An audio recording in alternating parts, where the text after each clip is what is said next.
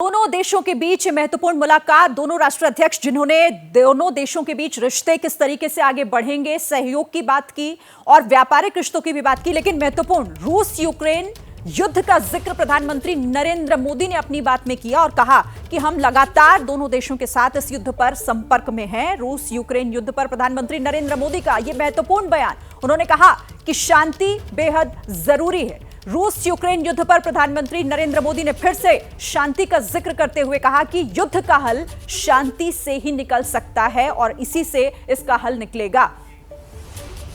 सीधे रुक कर लेते हैं विशाल पांडे का एक बार फिर से। विशाल, जिस बातचीत का इंतजार किया जा रहा था, दोनों देश आपस में किस तरह से आगे बढ़ सकते हैं, पुतिन ने भी उसी का जिक्र किया और प्रधानमंत्री नरेंद्र मोदी ने भी, और यहां पर भी वो शांति की बात करना नहीं भूले। दोनों देशों के बीच किस तरीके से युद्ध रुक सकता है उसका जिक्र प्रधानमंत्री ने किया।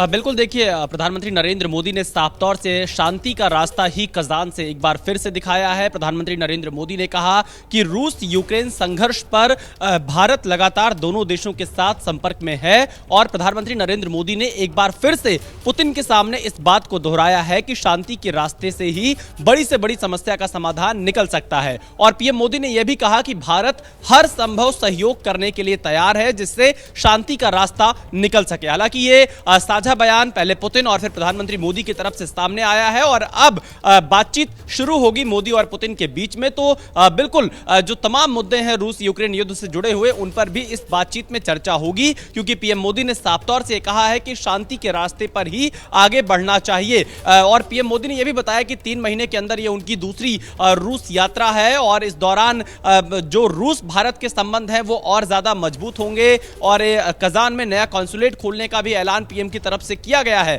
लेकिन सबसे बड़ी बात यही है कि रूस यूक्रेन युद्ध के मुद्दे पर भारत ने अपना पुराना स्टैंड एक बार फिर से दोहराया है। भारत के प्रधानमंत्री नरेंद्र मोदी ने रूस के राष्ट्रपति पुतिन के सामने यह फिर से कहा है कि शांति से ही इस समस्या का समाधान करना चाहिए और अगर भारत इस पूरे विवाद को सुलझाने के लिए हर संभव सहयोग करने के लिए तैयार है। प्रधानमंत्री नरेंद्र मोदी का यह कहना है। बिल्कुल, अपना स्टैंड क्लियर करते हुए एक बार फिर से प्रधानमंत्री नरेंद्र मोदी। अब मैं अपने मेहमानों का रुख कर लेती हूं। 2 मेहमान हमारे साथ जुड़े हुए हैं। Lieutenant general retired Sanjay Kulkarni sir हमारे साथ हैं और पूर्व राजनयिक जितेंद्र कुमार ओझा भी हमारे साथ हैं। आप दोनों का बहुत स्वागत है। शुरुआत संजय कुलकर्णी जी आपके साथ। सबसे पहले तो मैं चाहूंगी कि आप इस मुलाकात को लेकर क्या सोच रहे हैं, जो बयान शुरुआती तौर पर दोनों राष्ट्राध्यक्षों की तरफ से दिए गए, उस पर आपकी टिप्पणी सर। मुझे लगता है जिस प्रकार से और जिस गर्मजोशी से दोनों की बातचीत हुई है, ये साफ दर्शाता है। और जिस प्रकार से ह्यूमरसली उन्होंने कहा कि मैंने सोचा इतनी बार आपको मिलता रहता हूँ तो आप तो रूसी भाषा समझते होंगे, और दोनों ने काफ़ी हंसी, तो ये दर्शाता है कि दोनों के जो संबंध हैं, एक केमिस्ट्री जो है मोदी जी की पुतिन जी के साथ, मुझे लगता है वो जरूर रंग लाएगी। और यही कारण है कि रूस को लगता है कि भारत जो है आज की तारीख में पूरे विश्व में एक बहुत बड़ा योगदान कर सकता है। और बार बार मोदी जी का ये कहना कि शांतिपूर्वक ही हल निकल सकता है और युद्ध का युग नहीं है, और इस तरीके से मोदी जी बार बार अगर पुतिन को इस तरह की सलाह दे रहे हैं, और उसके बावजूद भी आप देख रहे हैं कि किस प्रकार से पूरे विश्व में अब जो ये समिट हो रहे हैं, खासकर जो मुलाकात अभी अपने प्रधानमंत्री की रूस के राष्ट्रपति से हो रही है, और फिर इसके बाद उम्मीद की जा सकती है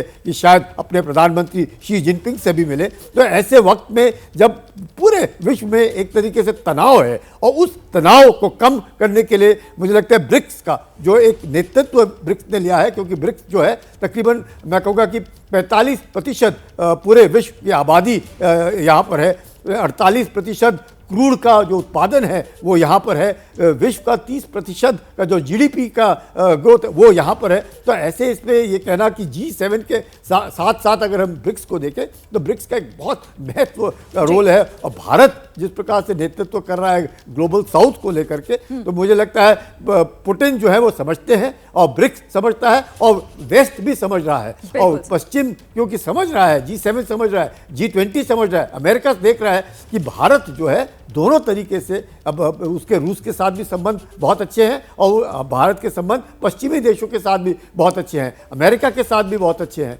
और मैं कहूँगा एक कोइंसिडेंस कहिए, कैसे भी कहिए कि ब्रिक्स समिट के साथ साथ होते होते ही हमारे भी संबंध शायद रूस ने कोशिश की है कि भारत के संबंध चीन के साथ अच्छे हो जाएं, जैसे ब्रिक्स में किसी के साथ अनबन ना रहे और सभी एकजुट रह करके कम से कम पूरे विश्व को एक मैं कहूँगा कि यूनिपोलर वर्ल्ड नहीं, मल्टीपोलर वर्ल्ड, जिसमें सबका सहयोग, सबका साथ, सबको साथ में ले चलने की जो भावना अपने मोदी जी ने दिखाई है, उसका मुझे लगता है रूस जो है समर्थन करता है। और यही कारण है कि पिछली बार जब 3 महीने पहले जब अपने प्रधानमंत्री गए तो रूस ने उन्हें एक सबसे उच्च उनका जो रूसी पदक है उससे सम्मानित किया। तो ये दर्शाता है दोनों के बीच के जो एक केमिस्ट्री है, एक संबंध है, वो जरूर रंग लाएगी और एक पारंपरिक संबंध विश्व जानता है कि रूस और भारत सर, और हर बार ये केमिस्ट्री कैसे और स्ट्रांग होती जा रही है वो आज हमें इस मुलाकात में देखने को भी मिला। जैसे ही घड़ी का काटा दोपहर 2:30 पे आए, बबीता जी का दिल सास बहू साजिश के लिए मचल जाए।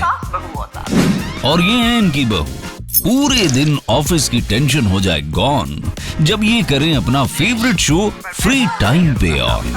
इनकी तरह आप भी देखिए अपना फेवरेट शो अपने टाइम पर और डाउनलोड कीजिए एबीपी लाइव ऐप अपने स्मार्ट टीवी पर।